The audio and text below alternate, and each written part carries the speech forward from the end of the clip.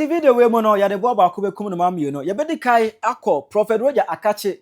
One maame Oheneni Adazoa na ho na Prophet Rojah de nkomse kese bi abesi form na nkomse de bo hwam. A wo de call de maame Oheneni Adazoa a wo ahemfie ti onse na no free sompa. Aba ahemfie. Eti prophet abese no nkom bi asa enkomse no. Ghana fo nyina e bom pai ache so amen. Ese enkomse no. Ebebe me enkomse kora ba ya.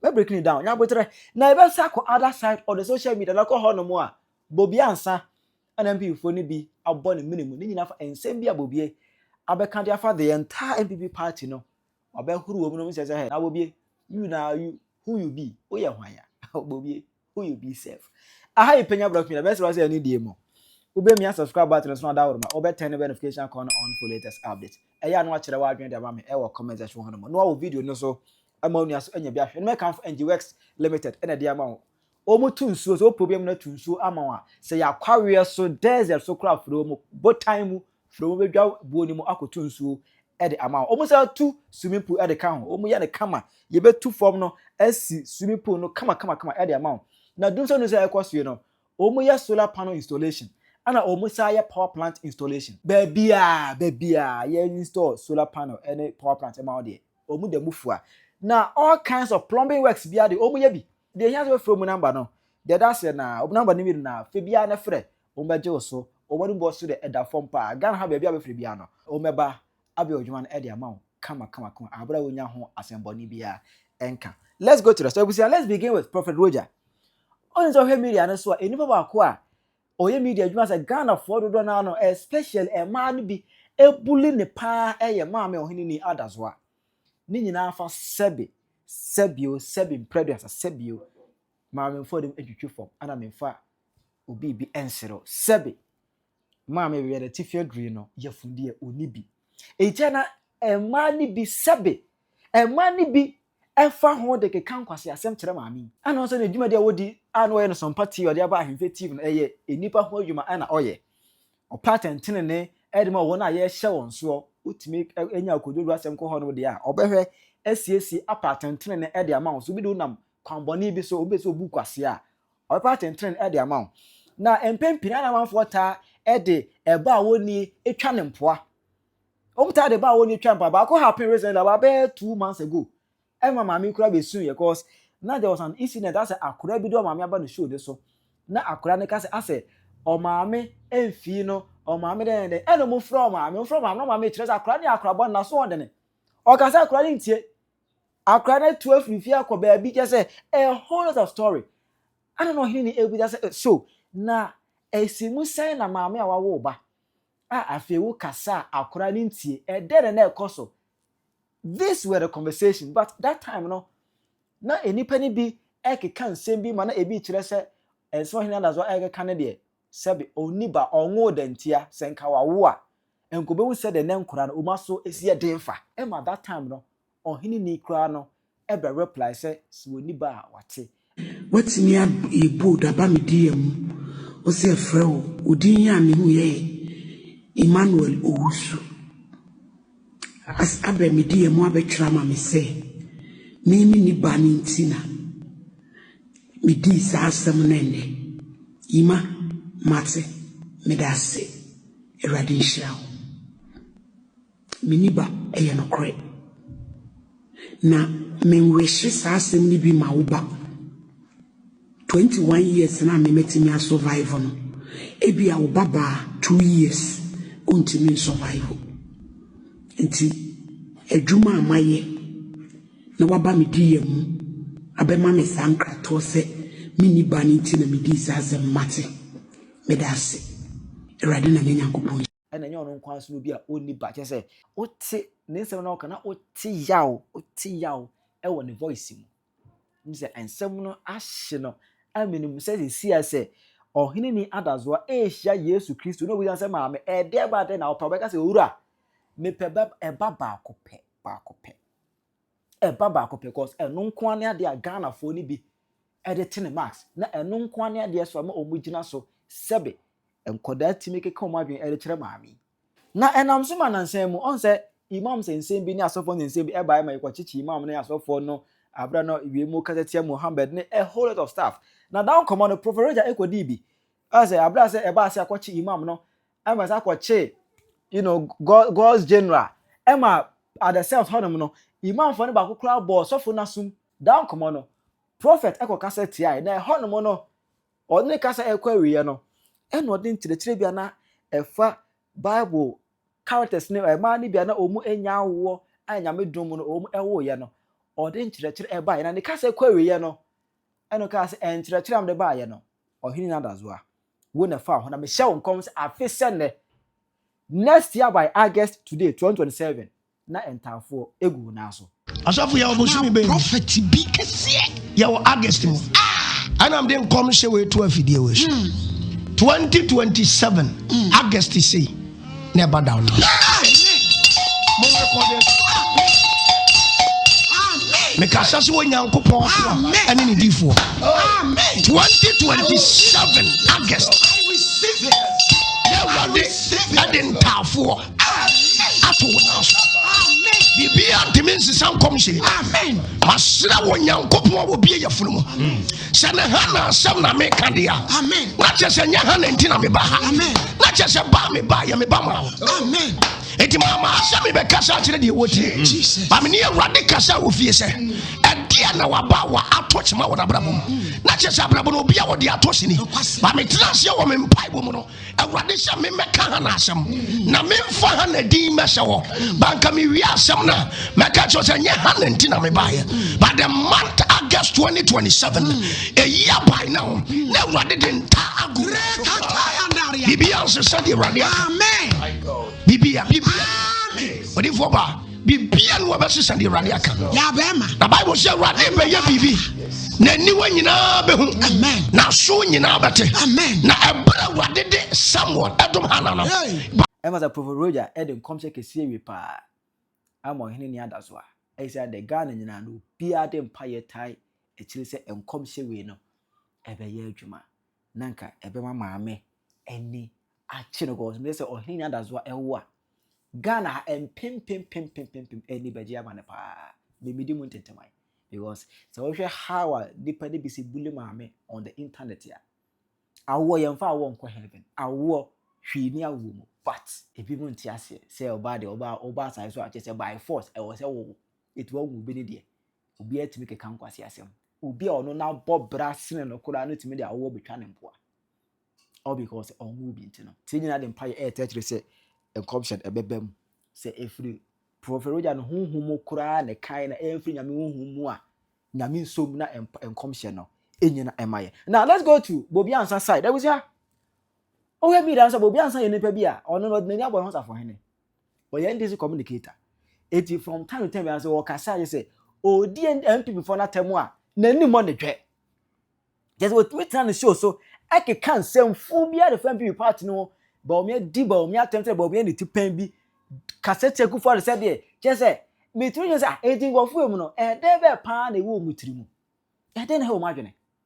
Sang of Koya spectrum shows almost now no ensure sanity free speech no say akura be di mahama atem na ho asem ba o mo nyina be kase MPP for the jimu mo jimie no o mo ni nyansa MPP pa ni party am say catch for party enene no o mo ni di atem no mo afi say o mo the other side so e di atem but so if MPP di obi atem de a na o mo say atwom so o mo ni nyansa se na obi o mo ni Ghana ha nyina nyansa o mo na ba be condemn ye na odna kaka ya nansi wasa ba kan bi hwe on wo ka se MPP ni enim nyansa enne MPP ni na dwene ene aboa pe ka esi etwa wura emo omowe enne MPP ni ene obi ka so o MPP ni pe ka esi etwa wura ewura na de agu kenten mu hwe because o MPP ni aduane dia e waste asa dede no na yanya bi saa keke enti ye dede no. Yeah, but sound argument, sound conversation, sound argument. Yeah, the agene say and a gene a kasa there be yenye dede, and they don't ask only that no questions. wasa be DMP party ni na atem na no ana mi da so kan for the Bobbie o mmoro Ghana so wunyo bia o MP party no mmoro party so so what ma can say part that MPP party ni dia any so mo e ebe ewo Out of 4 fair gentlemen of the land, and that way, and a Kwasiam Penyah Bobbie Ansah, a cry FM presenter, as soon as done in chain. Ebusia Baby din komo, ye be integrated in semno. Ghana ha all pep on nipa or tikun to a chia, where Jimmy, Abua preku kura onyan sachena. So in preku, Abuana ujalena umpe, a honidi, no asako that monkemuno, monchimonkemuno preku. Any nyan sachena, Bobbie Ansah, and any crew now no more a cry FM mono. Debbie Ameka, this is not the way we want it, but I was here and cannot create. Nemena da metan asem intend pa. And then yes, sir, you've been working on the media for a long time. That makes you a sensible person. Bia utim. O papa and him coach and o coach you na ball no bibo. Bawumia ni se ball no nimbo. That has been the reason why you've been in existence on the media fraternity. Other form share video no more like mon share or don't like, just share the video. Mon share na algorithm push me video. Just share for me. Repost. Bobbie Ansah abua krama impo prekumpo ni nyansa chen Bobbie Ansah. Obi beka sa ade na nada. Me hu nipa oba wo na wajimi chen Bobbie Ansah da. Never. I've been on the media. Yeshian kwasiafo bebre. Some people who always want to say ill against Asantemani ade. Odwene ho ahun se sankofo mu ni nyansa. By doing my research and comparing all things, the wajimi nipa ya oba wo no bosome nkro a wajimi pa. Bobbie Ansah. Obi beka sa ade na nada. Ano ya na wo kan kire onipa onye nipa oya aboa ne nnuane preku na mo pesa mo ntini nsem ne bia mo ntie yevia yebeto aso ai hwe on wo ka se NPP ni enim nyansa enne NPP ni na adwene ene aboa pe ka esi etwa wura emo we enne NPP ni ene obi ka so oya NPP ni pe ka esi yetwa wura ewura na de agu kentemu hwe because NPP ni aduane dia e west adofo mpanyin sika akum ye gene kwakuo no mtin mama ko tie kwakuo no weed ni no anu disem wa jimi ama chese wote na se kra na enye ye like I was saying obi beka say na nipa onim nyansa na waye media adwuma na me ka say team no o papa na ye coacha wa jimi kra benya bia bo me ye sure say Accra FM minim de ba me ye sure say Accra FM de ne de no ye ndc ni. That's the reason why Kwasiam Penyah Bobbie Ansah eda so ti konso achi. Otena konso achi na misua na mo be 7 years. Watena konso achi a menne metwam 30. Mi hu obi a wajimi chen Bobbie Ansah da. To the extent say enipa oba wo tim bebie wa no ka say one of the biggest political party in this country no omo ye moa wo be man NPP ni aduane adidi enka twamura man NPP ni enwe enne NPP o. And NPP ex-president Kofo Edasu NPP ni onwuye nti se woka se NPP dia na kire se sebi ye papa yi ya aboa mano da sumi na so Bawumia sebi oya aboa anya hwe no. This is not the way we do politics. The reason why Bobbie Ansah agimi no aje ko se kan wonte ase na omoto na omo agimi na kra femfo nkwaseafo moa no moti wona amu jimi no asem na je ko se ka no eye owie wa jimi nti na onim nyansa no wakofa NPP4 executive bi nsem on be kan ye en wo gina so aka se ai NPP4 na bi mpo ka se nti se hu se NPP4 na bi ka se a na chese ade na ekoso NPP ni munye nti amanfo aba abonten aba beka. That means so mon ba abonten be kan no omo so ye moa na ene de na akofa aboa claims gina so a wu njimi ye. This is not the way we do politics. So Becca said now His Excellency John Dramani Ababe Batana. Sunday ya na fair gentleman of the land kujina solid them. And I work on social media and see the koso. Na nkwasiafo ya president of the land. Almost say mo party or mudi actually no omo na de bi omo kan sa nkwasiase we are saying. I don't even think say even the president of the land, vice president and omo appointment impo ebe kan sa nkwasiasem na sabi aboa ne kan no. And everybody is cool, everybody is quiet. Na some people ni bi be ka bidia ni a chene ni a jeli no. Gay ya jeli no 1 year. Ne nsem na o kan no, da bia me ka say I will always condemn because untim be ka sentia president. Ba ne nsem na o kan ne bia na Kwasiam Penyah Bobbie Ansah etene FM ne so a wo ka no. Anya hwe Bobbie Ansah jimifo yi, wo ye NDC ni, ba be trace wa na obi bi NPP ni. Nti sa obi bi no, o ya aboa na. What Jimmy Dodo? When a bekan send be fast and 2 maybe a chema. Ya bekan asem say, we Jimmy for onim nyansa. Up till now, Accra FM for nam say sabi nyansa na munimo de FM ne ye ne de ansade ye kwabra Bobbie Ansah da so ti konso achi mo jimi anasa de ne hamo and nobody is questioning this aboa of evil speech or kekan kwasia we like I was saying so kwasia mpanyi we da so e wo team mu no ogbo a obekwa akwahwe na ne papa na ye coach no wonder na say me ye sure say Accra FM e NDC ne dia because obi bia ni ho a onyi nanim say oya amanyo e na akọ BFM station obema krama wi aba be ye presenter say ya na chema untumi e de untumi FM etna ho ye na eteki someone who is credible e almost sports pe obi aka bia na chama untumi abetna no you go good table so no say ewi a kiresi won nti samodi amusemu nsua nyansa na momfa ntum hofo na mbe empro kwase ampanyi we na de bi obetna FM ne so konso achi akeka kwase asem ate one of the majority like